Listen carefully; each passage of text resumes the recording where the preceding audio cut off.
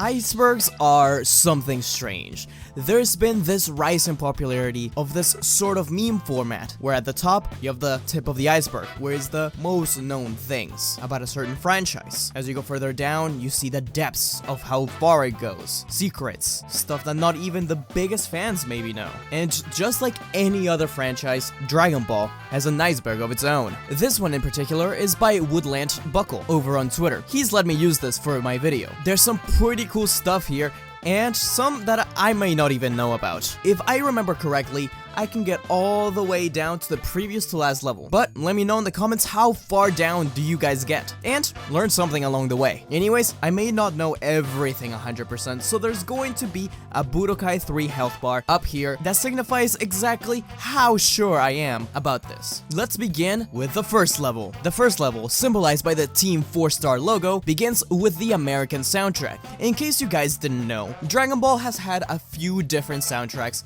through its history. The one talked about particularly here is the soundtrack usually credited to Falconer. This was the soundtrack that a lot of American kids grew up with, but it's not the original Dragon Ball soundtrack.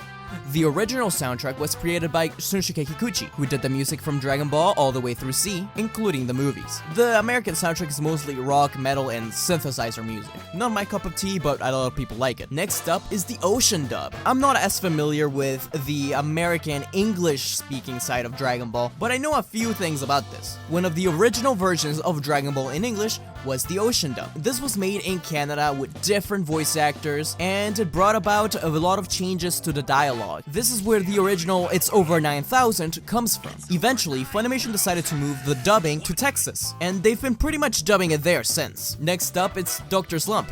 I'm sure a lot of you guys know about this one, but Dr. Slump is one of the first big manga by Akira Toriyama. By the time it was finished, he was already a millionaire. This is the original series where Arale comes from. She has appeared in a few cameos and crossovers with Goku and his friends. It's a really funny series, very different. It's all about the robot girl, Arale, just like I mentioned. If you haven't checked it out, I really recommend it. It's fantastic. Next up, it's the Jacko manga. This is where Jacko the Galactic Patrolman is originally from, though I know most people would probably know him from his first appearance in the anime, which was Resurrection of F. The Jacko manga is one of my favorite pieces of Dragon Ball media, and it actually didn't start explicitly about Dragon Ball. It wasn't really until towards the end when we figured out, oh yeah, this is 100% connected to Dragon Ball. This was also around the time where Battle of Gods was going to come out, so there was just a huge hype about Toriyama during that time. It's also hilarious, and you should definitely check it out if you haven't. It's Over 9,000, I also talked about a little bit already.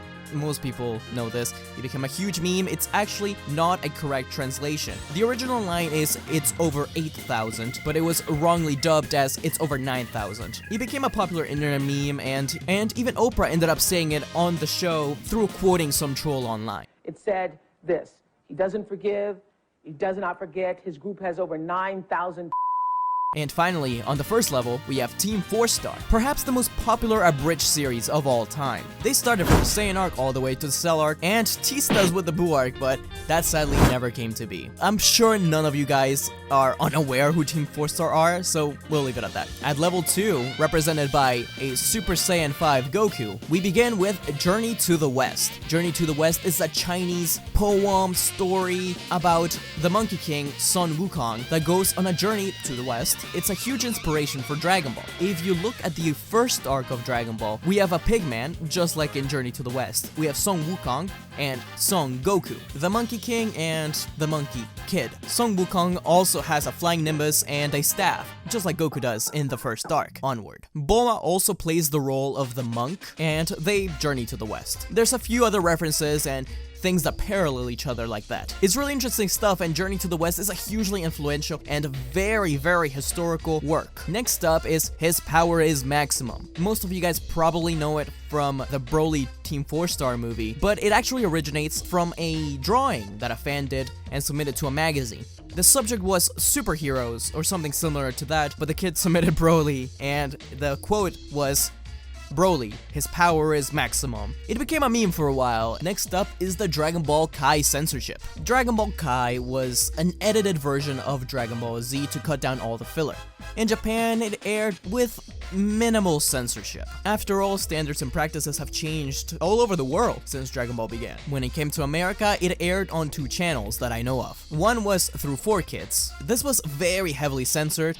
It's actually funny at times. There's misshapen faces because of censorship. There's, instead of a halo, there's a glowing ball. Instead of Spirit Bomb, it's like Spirit Ball maybe? The Gallic Gun was changed to something else. It's all very silly stuff. The most well-known one is Mr. Popo becoming blue. That one is just ridiculous. It's too much. It also aired on Nicktoons, and it was much less censored there. Next is Budokai 2 Fusions. There's a bunch of what-if fusions in Budokai 2. This includes Tiancha, Gokyul, and another version of Gokyul, stuff like that. It's pretty cool stuff. I don't believe the Iceberg mentions it, but there's also a bunch of what-if Majin Buu absorptions, like Vegeta, Tiancha, stuff like that. Very cool stuff. This was a huge controversy that happened during the Kai airing. Dragon Ball Z Kai was literally about to end in Japan, but the composer, Yamamoto, was caught plagiarizing. This was kind of an open secret for a long time in the fandom. Everyone had pointed out how some music sounded very similar to others. Most of the stuff I remember is specifically from Budokai, such as the Capsule Obtained song being literally Earth, Wind & Fire's September. That's my personal favorite. Because of that, there had to be a bunch of changes in Budokai HD collection, and the last few episodes of Kai in Japan were changed to the Kikuchi score, while in the United States, most of the series ended up airing without the Yamamoto score. There is some DVDs out there that have the original Yamamoto soundtrack. I have some of them, but they're pretty rare at this point. Dragon Ball AF was the biggest myth from like 2000 to 2009 or something like that. It was hilarious to see. It was honestly terrifying at times. Dragon Ball AF was basically a fan conglomerate of this is what the next series is going to be. It has been adapted by many people. Perhaps the most famous one at this point is Toyobo's Dragon Ball AF. Coincidentally, Toyobo is now Toyotaro, and he draws the official Dragon Ball Super manga. There's also Young Gigi's Dragon Ball AF, and Prince Gaz Vegeta's Dragon Ball AF video game, and maybe a manga, I believe, and stuff like that. It's such an anomaly to the Dragon Ball fandom, and I think it's wonderful, honestly. As much of BS it was at the time, things like Super Saiyan 5, it became something widely accepted by the fandom as, yes, this is what it looks like. If you make something with a Super Saiyan 5, you'll probably make it like this. There's also stuff like Goku's Green Gi, Zycor, a bunch of stuff like that that just became accepted as anyone can use these things in their Dragon Ball AF work. It was the early times of internet being widely available, but it's very interesting stuff. I might as well point out that the image of Super Saiyan 5, it was originally created by a guy named Tablos for Hobby Consolas magazine. I believe he's Spanish, and he drew the original Super Saiyan 5 image that we see everywhere, though he claims that it wasn't supposed to be Goku, but rather a guy named Tablos. And finally, for level 2, we have the Speedy/Big Green dub. The Big Green dub was another English dub. This time it was by AB Group for syndication in the United Kingdom. It's probably the most infamous dub in all of Dragon Ball. It's hilarious. It has a bunch of weird choices. Answer me. Who are you? It's Big Green! Let that child alone. The Speedy dub is also mentioned, and it's another English dub. It's a bunch of bad voice acting, though I don't think it's as well known as the Big Green dub. They dubbed most of the Dragon Ball movies, though they named some of the characters really weird things in some of them. Level 3 begins with a picture of Hachiak. The first one here is appropriately planned to eradicate the Saiyans. This was a OVA, original video animation. I believe it was used as a video guide for a video game, Dragon Ball Gaiden for the Famicom. It featured this guy, Dr. Raichi, that wanted to get rid of all the Saiyans, so he creates a bunch of bad guys and there's some smoke. It's a ridiculous story. It's pretty dumb, but the biggest takeaway from it is probably Hachiak. He's the big bad guy. There's also some Playdia games about him, and he gets a super form, giant form. They're all adaptations of Plan to Eradicate the Saiyans. There's also a remake for Raging Blast 2 called Plan to Eradicate the Super Saiyans with updated look to it, and it's overall not worthwhile watching. I think it's pretty lame, but that's besides the point. Next is Dragon Ball Heroes. This is pretty self-explanatory. I would put it higher than this, honestly. Dragon Ball Heroes is Dragon Ball card game. It's the successor to a bunch of Dragon Ball card-as games. It's basically a virtual card game. You get the cards, you put them on the arcade machine, you fight with virtual heroes, and it's been going on since like 2008. It was most well known for having really cool commercials at the time, and it made a bunch of people in the US think that it was a new Dragon Ball series, but it wasn't. And now it's been adapted into a Dragon Ball series. Next up is Full Super Saiyan. This is a sort of transformation that Goku gets in Lord Slug, the 4th Dragon Ball Z movie. It looks like Super Saiyan Goku, but without the golden hair. And this goes along with the original title in the movie, Super Saiyan Son Goku. So yes, this is supposed to be Super Saiyan. The thing is that Toriyama hadn't come up with exactly how Super Saiyan was supposed to look like. So he just gave a few notes to Toei and said, this is probably what I'm gonna go with. Of course, he ended up going a different direction once he actually put Super Saiyan in the manga. He chose white hair instead, so his assistant wouldn't have to color in the hair. Back tingle is from Dragon Ball Super. Basically, it's the concept, there's a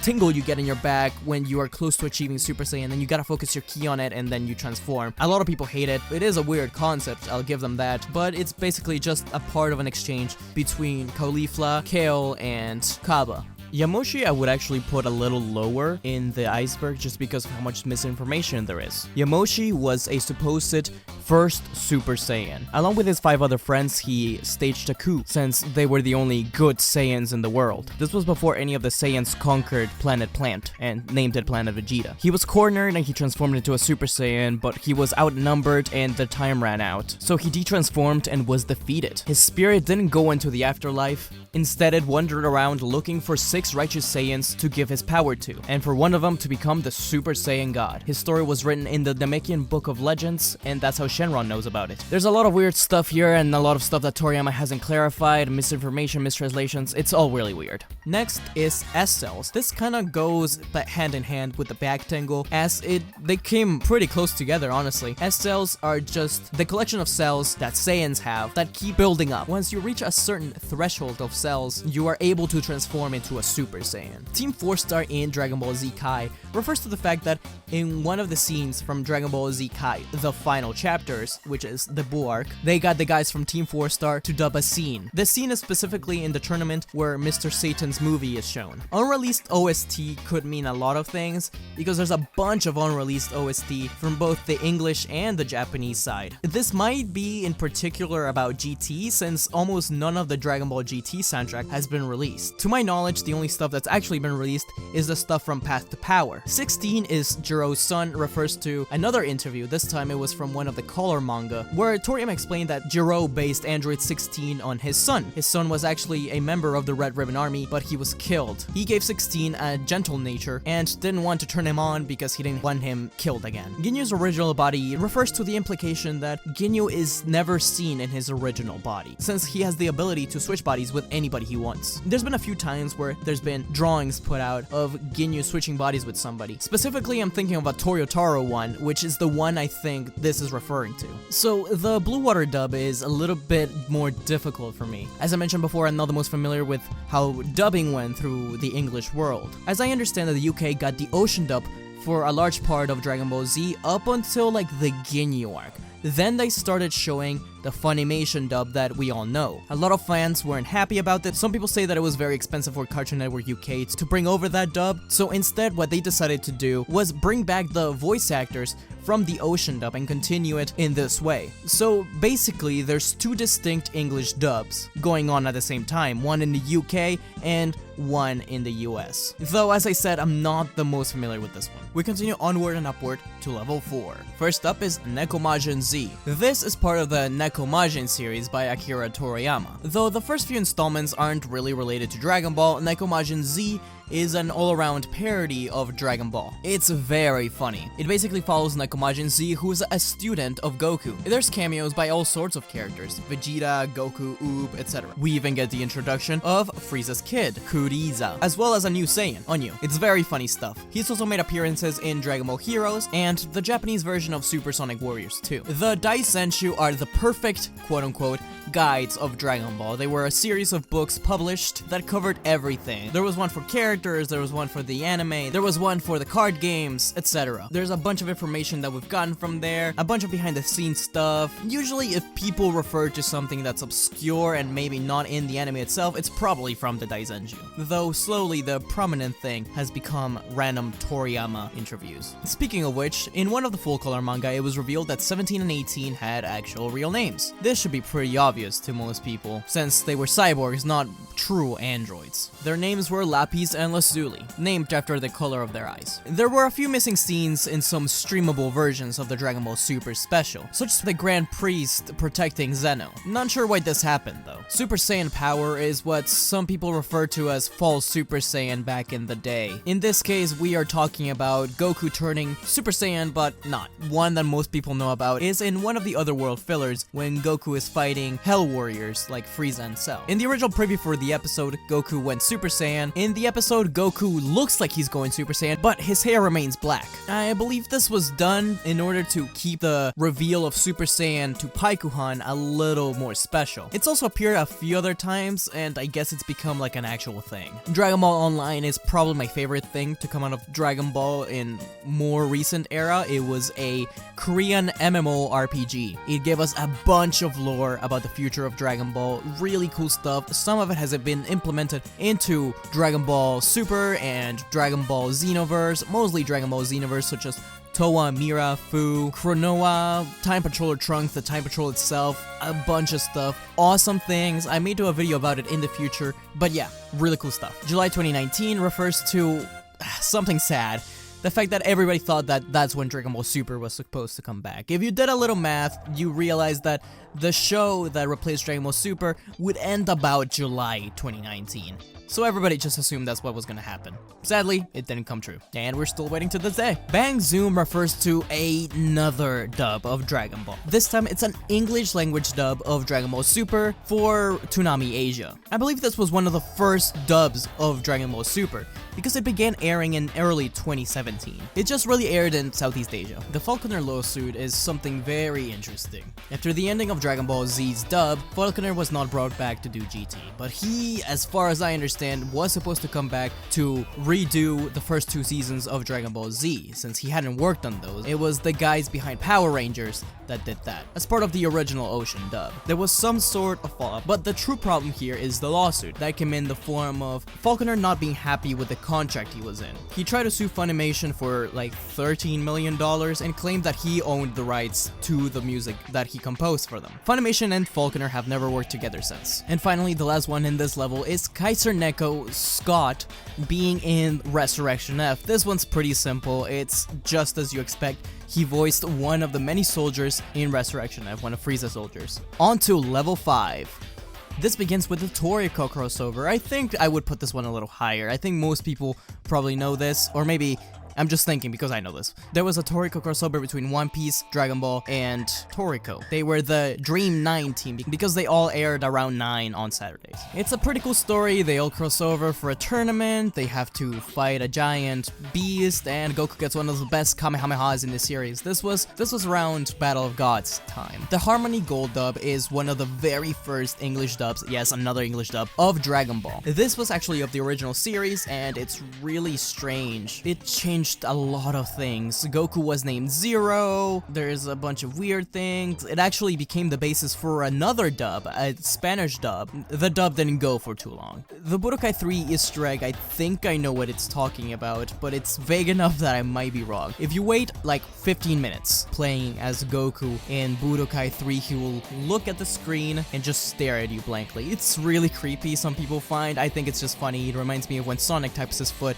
and eventually jumps off the screen in one of his games. Basically just telling you, yo, why aren't you playing? Next up is Dragon Ball's Ford commercial. Ford actually had 2 commercials with Dragon Ball. In the first one, the cast wishes for a new car, and in the second one, Goten and Trunks fuse into the car. It's pretty cool stuff. They use the Funimation voice actors, and I believe there was one for Sailor Moon as well. Next up is Vegirot. Vegirot is the name given to Vegito in the Dragon Ball Z manga, in the Viz version. It's their attempt of marrying Vegeta and Kakarot, rather than Vegeta and Kakaroto, which is where Vegito comes from. That's pretty self-explanatory. The DBZ VHS dubs, I believe this refers to the widespread anomaly that was the fan subbing community back in the 90s. Basically, since anime wasn't widespread in America, people would buy, sell, and trade VHS tapes. A lot of them were fan subbed. I think the most famous one is Anime Labs, that basically took a lot of liberties. There was a lot of curse words and even some slurs spurred out by the characters in order to make it a little edgier, I guess. It's pretty funny to look back at it now. They also insulted some guy that I guess did them wrong at a convention in the credits. Bulma in Budokai 3, Bulma was actually planned as a character for Budokai 3, and she has a model in-game. I believe it's used in the tutorial. There's even behind-the-scenes footage from the extra disc of Budokai 3 that shows Bulma's voice actress recording fighting lines. A lot of people have modded Bulma back into the game. Villains inspired by editors is something really funny, and this is worth looking into if you don't know about. Basically, Toriyama has had 3 main editors over the years. The first one, and probably the most famous, is Kazuhiko Torishima. He was actually the inspiration for Dr. Mashirito, who was a main Dr. Slump villain. He was also the inspiration for Piccolo. In fact, in one of the Shonen Jump DS games, they have a fusion together. Toriyama's second editor, Yu Kondo, ended up being the inspiration for Frieza, while his third editor, Fuyoto Takeda, was the inspiration for Majin Buu. The final bout voice cast, Goku, for example, seems to be voiced by Steve Bloom, who's most well known for voicing Spike from Cowboy Bebop. Frieza and Xenomorphs. It's pretty clear that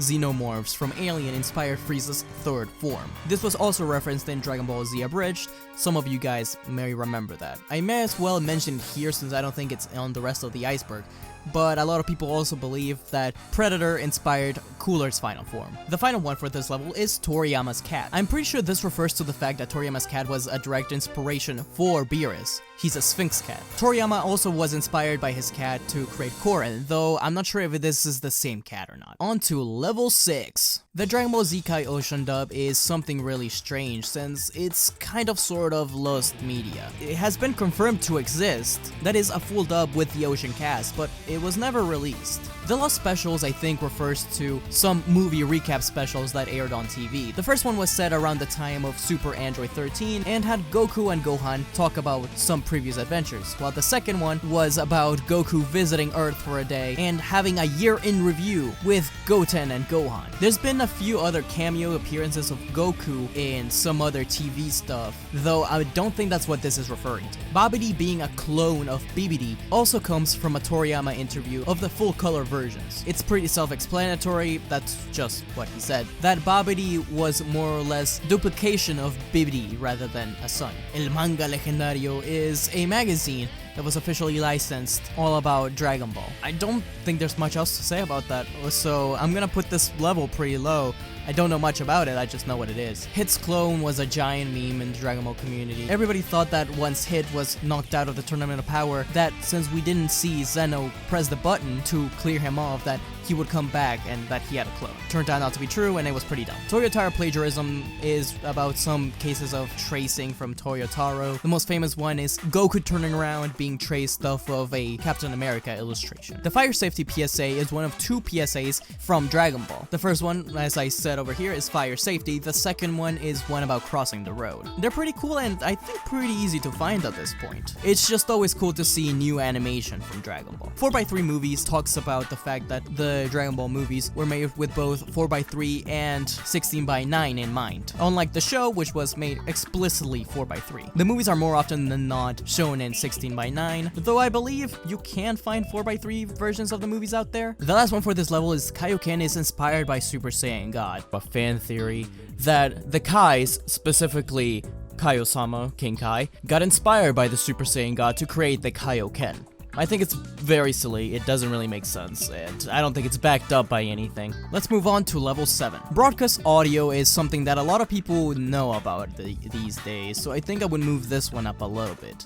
Basically, Toei didn't keep any of the audio from the anime. I'm pretty sure they only kept the movie audio. So the one we get on DVDs and Blu-rays is really low quality. A bunch of fans made it their mission to put together the clearest version of the audio by getting things like VHS tapes and other stuff like that from various people around the world. So like the whole series can be found with broadcast, or at least the closest thing to a broadcast audio now. Sadly, as much as fans and even Chris Sabat has tried, we haven't been able to get the broadcast audio into an official release. It seems like Toei Animation just isn't interested. The Society Survival arc was a joke. Right around the time they were announcing the Tournament of Power, they made a joke post about Society Survival, and it was Goku and everybody else in suits, and it was just something pretty funny. Makaioshins are basically evil Kaioshins. This is something that a lot of people thought Whis was for a long time. Though not explicitly stated as Makaioshin, we can infer that both Demigra and Mekikabura are both that.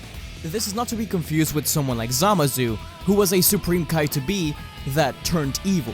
These Kaioshin are born evil. If you didn't know, Kaioshin and regular Kais are born from fruit. Special fruit turn into Kaioshin. Some of those fruits turned out to be evil. The VR Versus game was a VR Dragon Ball Z arcade game. It's pretty archaic by today's standards, but it did feature a character designed by Toriyama, named the Demon Ozoto.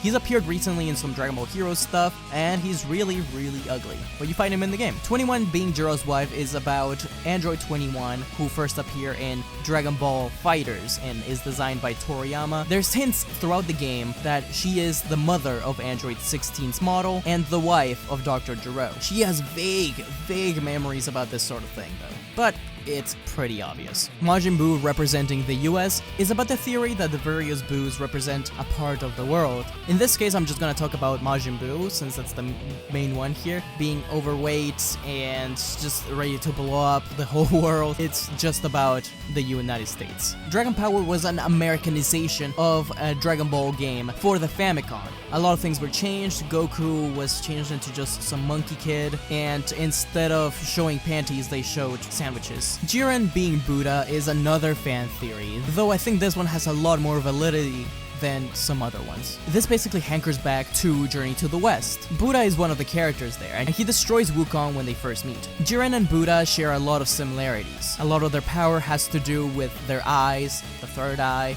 Jiren sits in a similar position to a lot of Buddha's interpretations, and the fact that Goku had to enlighten himself in order to reach the same level that Jiren did. Pretty interesting stuff. I'll leave a link in the description below with a Reddit thread about it if you want to find out more. The Android 19/20 retcon refers to the fact that when it originally published, the chapter where Trunks talks about the future and the androids, he specifically refers to Android 19 and 20. However, as the story developed, Toriyama changed his mind, seemingly because of Torishima, his old editor. He didn't really like the fact that an old man and a mime were the villains, so he ended up creating Android 18 and 17. In later publications, 19 and 20 were just completely removed from that exchange between Goku and Trunks. The final one in this level is Toriyama helping Bleach. Kubo, the creator of Bleach, had one canceled series before he actually worked on Bleach. Once he submitted his draft for Bleach, Shonen Jump rejected it, but somehow it ended up on Toriyama's hands. He read it, was very impressed, but he knew that he had gotten rejected, so Toriyama wrote a letter of encouragement to Kubo. This pushed Kubo forward, and he created one of the most well-known manga series of all time. Let's move on to 8. Pure Golden Frieza is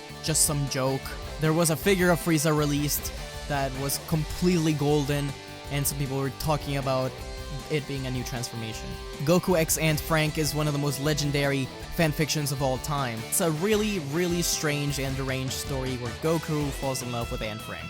El Hermano was a way for the English-speaking world to make fun of the Spanish-speaking fans of Dragon Ball who were theorizing the dumbest things during the Tournament of Power. El Hermano was a long-head, blue-suited version of Jiren, who was Jiren's brother. This goes hand in hand with Gohan Blanco. The original Janemba and Dr. Wheelo designs is about some promotional design and stuff about the movies before they came out that had them colored differently and looking a little different. The most prominent one, and the one I can find the easiest, is Janemba. The end of GT, I'm not exactly sure what it's talking about. I think it refers to what it actually means. Geekdom just released a video about it not too long ago. A lot of people think that Goku died in the end. Geekdom argues otherwise. It's heavily implied that he goes to train eternally with Shenron. I think that, in his own way, Goku Goku died, but not exactly. It's strange and can still be debated, though Geekdom's video does have a pretty final version of what actually went down. Gohan's age change is about the first appearance of Gohan in the Dragon Ball manga. He gives a different age than what we find now. In the original publication, Gohan says that he's 3 years old, but he was later changed to be 4 years old. It's another example of a retcon similar to 19 and 20. Though regardless of what he says, he's still only holding 3 fingers up. The 4D Dragon Ball movies were a set of attractions for Universal Studios Japan. The most famous one is when Broly returns as his own form of Super Saiyan God thing, and Goku fuses with the audience into Super Saiyan Blue. There's another one also that fights Frieza. Beat is Goku's descendant is pretty much as it sounds. In Super Dragon Ball Heroes World Mission, it turns out that Beat is a descendant of Goku. So let's move on to level 9. The GT film special aired sometime after the baby arc. It takes place a long time after Dragon Ball GT and focuses on Goku Jr., who later appears at the end of the series. It's not lost to the world, but Toei Animation lost the original print, so it will never look as good as the other specials do. It's rather sad, honestly. Toriyama plagiarism refers to some panels that look very similar or at least inspired by comic panels. The main ones I see thrown around are of the fight between Frieza and Piccolo. As you can see here, they are quite similar. There's some Korean Dragon Ball movies that were completely unauthorized. I haven't seen them, though I have seen The Magic Begins, and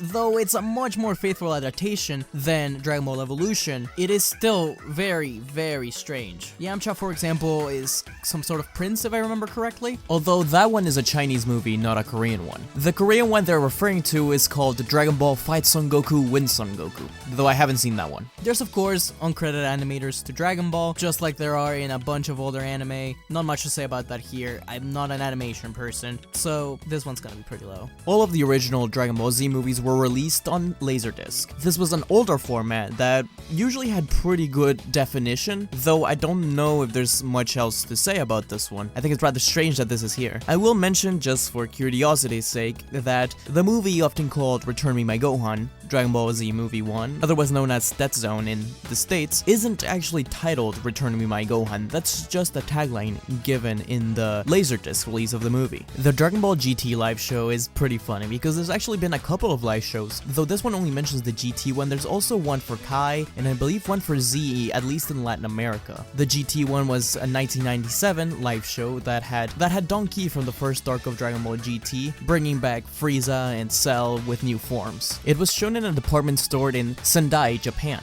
and if you guys are curious, the full live show will be in the description. But of course, I don't speak Japanese, so I don't know what's happening. This is one of the few ones that actually completely stumped me, but the German Dragon Ball OST, I'm not entirely sure what it's talking about. My suspicion is the fact that for the Super Saiyan 2 transformation, they replaced the insert song, Tamashi vs. Tamashi, with some techno porno intro theme. It's really, really weird. I'm pretty sure they did this for some other insert songs as well, just because they didn't want to pay the rights. If not that, then Germany did dub most of the Dragon Ball endings and theme songs. I'm not sure about this one, honestly. The final one for this level is Shida cutting Frieza. This refers to Naotoshi Shida, a very important animator for Dragon Ball Z. Everybody had always assumed that Nakatsuru had animated the scene where Trunks cuts Frieza in half, but 2 years ago on a Twitter Q&A, it turned out that Shida had been the one to do it all along. We're finally on to the last section of the iceberg. There's only 3 things here. I'm gonna start with the one I know the most about, and that's Vegeta's suicide. Do not research! This is mostly a joke because of the don't research part, but Vegeta's suicide was a video from the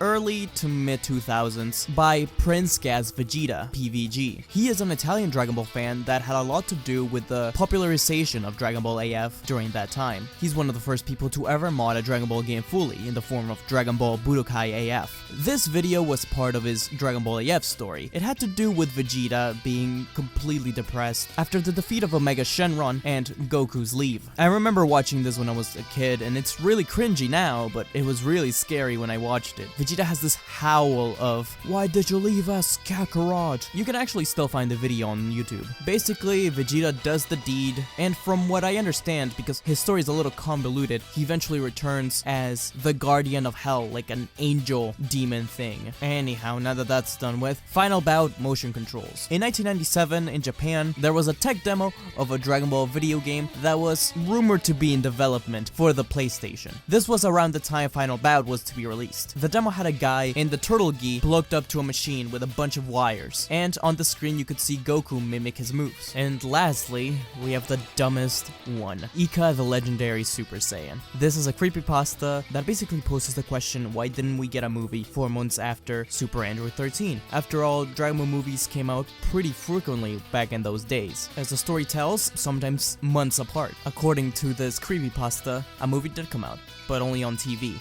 It was Ika the Legendary Super Saiyan, and it was all about Goku's sister, Ika, that came down, destroyed an island, and then fought against Goku and Trunks, and then Goku and Trunks defeated her. But apparently it was super gruesome and really gory, and Toei Animation received a bunch of complaints, so they destroyed the film, never to be seen again. They later reused the concept of the Legendary Super Saiyan for Broly in the next movie. This is so dumb.